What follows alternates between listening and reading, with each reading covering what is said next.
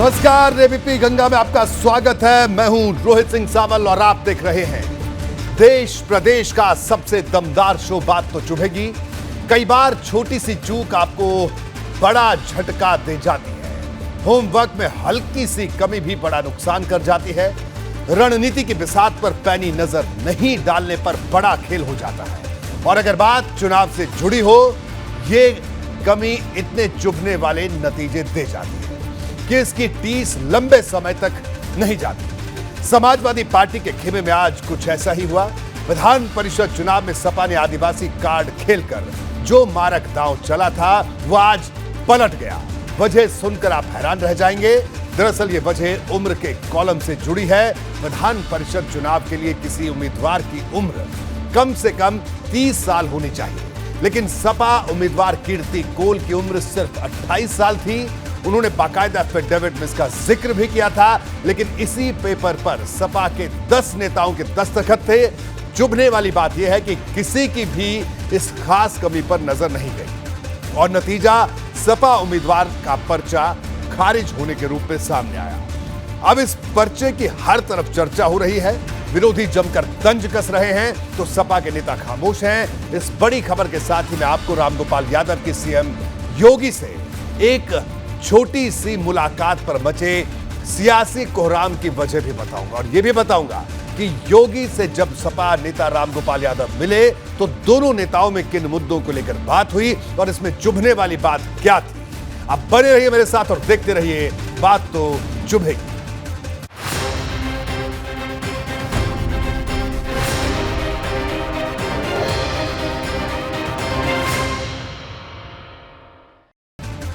राजनीति में कई तरह के ग्रहण की चर्चा आपने सुनी होगी, लेकिन उम्र का ऐसा ग्रहण शायद पहली बार चर्चा में आया है। भाजपा से दो दो हाथ करने के लिए जहां एक तरफ अखिलेश यादव खुद मैदान में उतर चुके हैं, अभी से जमीनी लड़ाई का माहौल बना रहे हैं। 2024 की जंग का अभ्यास तेज है। इस बीच उनके सलाहकारों की जो चूक सामने आई वो बड़ी चर्चा का सबब बन रही है। सवाल है कि आखिर वो कौन कौन नेता थे जो इतनी सी बात पर भी गौर नहीं कर पाए कि कीर्ति कोल तकनीकी तौर पर उम्मीदवारी के योग्य है या नहीं। अगर होमवर्क पूरा होता तो आज सपा इस कदर विरोधियों के चुभने वाले तंज नहीं झेल रही होती।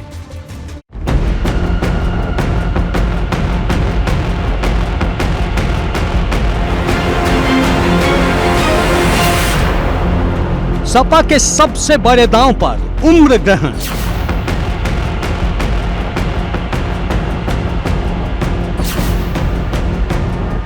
जिस चाल की थी चर्चा उसी में फेल हो गया पर्चा।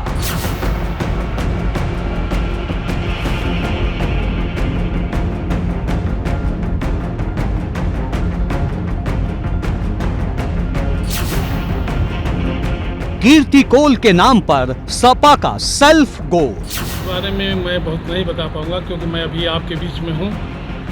सारे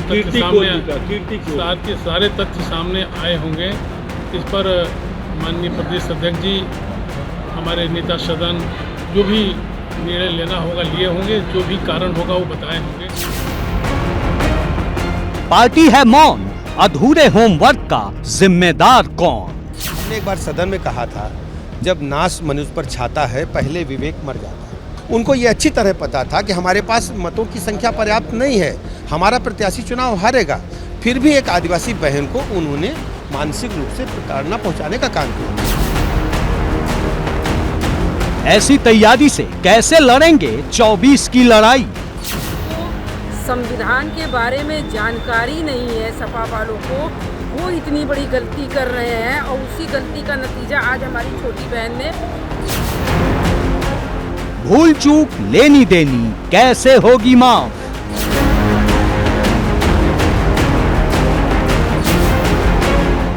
कहां चूक गई अखिलेश की कमांडर टीम।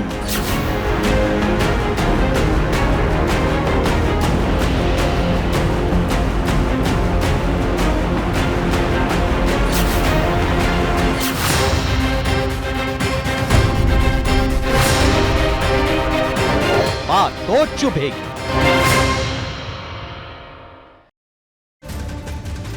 विधान परिषद की 2 सीटों का चुनावी मुकाबला पूरी तरह से भाजपा के पक्ष में आ चुका है।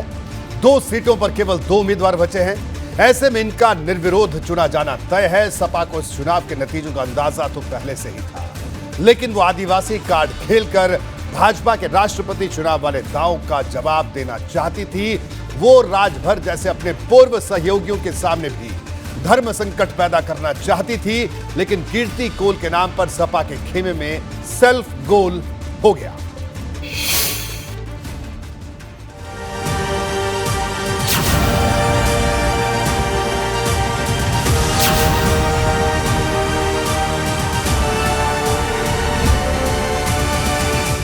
और मैं कीर्ति कोल मिर्जापुर जनपद से हूँ। 96 विधान से मैं विधानसभा प्रत्याशी भी रही हूँ। तो मैं सदन परिषद के सभी सदस्यों से विनम्र हाथ जोड़ के निवेदन करती हूँ कि इस आदिवासी समाज के बेटी बहन पर उपकार करें और मेरा भी आदिवासी परिवार का नाम आगे करें। हाथ भी जोड़ा, आदिवासी वाला कार्ड भी अच्छा खेला। नामांकन में सपा विधायकों की लंबी चौड़ी टीम ही खड़ी कर दी, लेकिन मैडम का आधा अधूरा ज्ञान पूरी समाजवादी पार्टी पर भारी पड़ गया। कीर्ति कोल को लगा होगा जैसे विधानसभा चुनाव लड़ने के लिए 25 साल न्यूनतम आयु जरूरी होती है, वैसे ही विधान परिषद के चुनाव में भी होता होगा। और यहीं वो मात खा गई, क्योंकि सिर्फ आदिवासी होने से कुछ नहीं होता। विधान परिषद पहुंचने के लिए 30 वर्ष की न्यूनतम आयु भी जरूरी है। अखिलेश यादव इस चुनाव में आदिवासी संदेश देना चाहते थे। यही वजह रही कि उन्होंने कीर्ति कोल के बारे में ज्यादा पड़ताल नहीं की और 28 साल की कीर्ति कोल को टिकट थमा दिया। सच्चाई तो तब सामने आई जब नामांकन पत्रों की जांच शुरू हुई और पहला ही पन्ना पढ़ने के बाद कीर्ति कोल का पर्चा खारिज कर दिया गया, क्योंकि उन्होंने पहले ही पन्ने पर अपनी उम्र 28 साल लिखी थी। विधान परिषद उपचुनाव में समाजवादी पार्टी का हर दांव उल्टा पड़ रहा है। पहले आदिवासी समाज को साधने की कोशिश में कीर्ति कोल को टिकट देने और उसके बाद ये रणनीति फेल होने से सपा की जग हंसाई हुई। अब कीर्ति कोल का पर्चा निरस्त हो गया, जिसके बाद एक बार फिर सपा नेताओं की फजीहत हो रही है। फजीहत इसलिए हो रही है क्योंकि जब कीर्ति कोल को चुनाव मैदान में उतारने का निर्णय लिया गया था तो यह ध्यान नहीं दिया गया कि उनकी उम्र विधान परिषद चुनाव के मानकों से कम है। अखिलेश यादव ने विधान परिषद के चुनाव में जो तैयारी की थी, जो संदेश देना चाहते थे, सब पर पानी फिर गया। अब सवाल अपनी उस टीम से कर रहे हैं जिन्होंने कीर्ति कोल का नाम आगे बढ़ाया होगा। भाजपा अखिलेश यादव के विवेक पर सवाल उठा रही है। हमने एक बार सदन में कहा था, जब नाश मनुष्य पर छाता है पहले विवेक मर जाता है। जब एक आदिवासी बहन को आदरणीय प्रधानमंत्री नरेंद्र मोदी जी ने देश की सर्वोच्च कुर्सी पर बिठाने का निर्णय लिया, पूरे देश ने स्वागत किया। सभी दलों के लोगों ने अपनी पार्टी लाइन से हट करके उनको मदद किया। तब उत्तर प्रदेश के समाजवादी पार्टी की मुखिया को नहीं दिख रहा था कि एक आदिवासी बहन का समर्थन करना है, और ऐसे व्यक्ति का इन्होंने समर्थन किया जो इनके पिताजी को आईएसआई एजेंट को कहा था। और आज जब सदस्य विधान परिषद का चुनाव हुआ, उनको ये अच्छी तरह पता था कि हमारे पास मतों की संख्या पर्याप्त नहीं है, हमारा प्रत्याशी चुनाव हारेगा। फिर भी एक आदिवासी बहन को उन्होंने मानसिक रूप से प्रताड़ना पहुंचाने का काम किया। यानी समाजवादी पार्टी आदिवासी कार्ड लेकर सामने आई थी और गड़बड़ी ऐसी हुई कि आदिवासियों के मुद्दे पर ही घिर गई। पूरे प्रदेश से एक उम्मीदवार खड़ा करना था और उसमें भी इतनी भारी गलती हो गई। संविधान के बारे में जानकारी नहीं है सपा वालों को, वो इतनी बड़ी गलती कर रहे हैं और उसी गलती का नतीजा आज हमारी छोटी बहन ने भुगता। मुझे भी बहुत अच्छा नहीं लगा, क्योंकि मैं एक भारतीय जनता पार्टी कार्यकर्ता हूँ, महिला हूँ। मैंने कल भी कहा था, आज भी कहा, मुझे बहुत ज़्यादा अच्छा नहीं लगा। समाजवादी पार्टी की कीर्ति कोल ने जब नामांकन भरा था तब अखिलेश यादव भले वहां मौजूद नहीं थे, लेकिन 10 प्रस्तावकों की लिस्ट में अखिलेश यादव का नाम सबसे ऊपर लिखा था।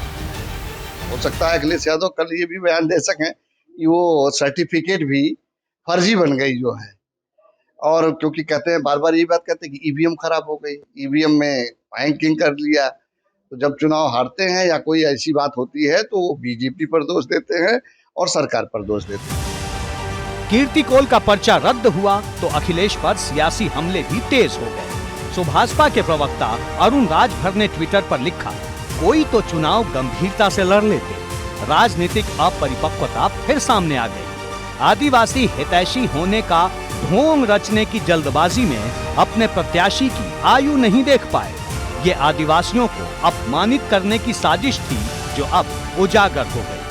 अखिलेश फिर एक बार सवालों के बीच खड़े हो गए हैं। ऐसे मामूली गलती नहीं कहा जा सकता, क्योंकि अखिलेश की इस रणनीति की तुलना भाजपा के राष्ट्रपति चुनाव वाले रणनीति से की जा रही थी, लेकिन अब सपा नेताओं से जवाब देते नहीं बन रहा।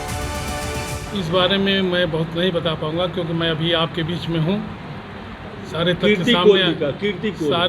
तथ्य सामने आए होंगे। इस पर माननीय प्रदेश अध्यक्ष जी, हमारे नेता सदन जो भी निर्णय लेना होगा लिए होंगे, जो भी कारण होगा वो बताए होंगे। समाजवादी खेमे में अब जवाब देने की तैयारी हो रही है। इस बात की पूरी संभावना है कि जब जवाब देने की बारी आएगी तो इसका ठीकरा कीर्ति कोल के सिर ही फूटेगा। लेकिन जवाब पार्टी आला कमान को देना होगा कि क्या विधान परिषद के प्रत्याशी के लिए उन्होंने सिर्फ आदिवासी वाली कैटेगरी ही चेक की थी। एबीपी गंगा के लिए ब्यूरो रिपोर्ट।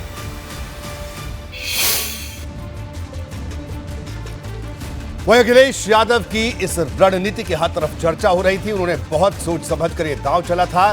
इस दांव के जरिए वो राजभर और मायावती को भी घेरने वाले थे, लेकिन जिस सियासी चाल की चर्चा थी उसी का पर्चा फेल हो गया। अब कई चुभने वाले सवाल भी खड़े हो रहे हैं। ये क्या है, इसकी चर्चा यहां जरूरी है। देखिए चुभने वाले सवाल क्या है। 28 साल की कीर्ति कोल का नाम किसने आगे बढ़ाया? नामांकन के दौरान कई विधायक थे, किसी ने ध्यान नहीं दिया। इतनी बड़ी रणनीति में इतनी बड़ी गलती कैसे हो गई? अखिलेश यादव के आदिवासी दांव फेल होने का दोषी कौन है? इस गलती की जिम्मेदारी कौन लेगा?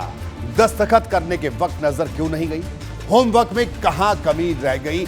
ये वो चुभने वाले सवाल हैं जो नामांकन रद्द होने के बाद रह रहकर उठ रहे हैं।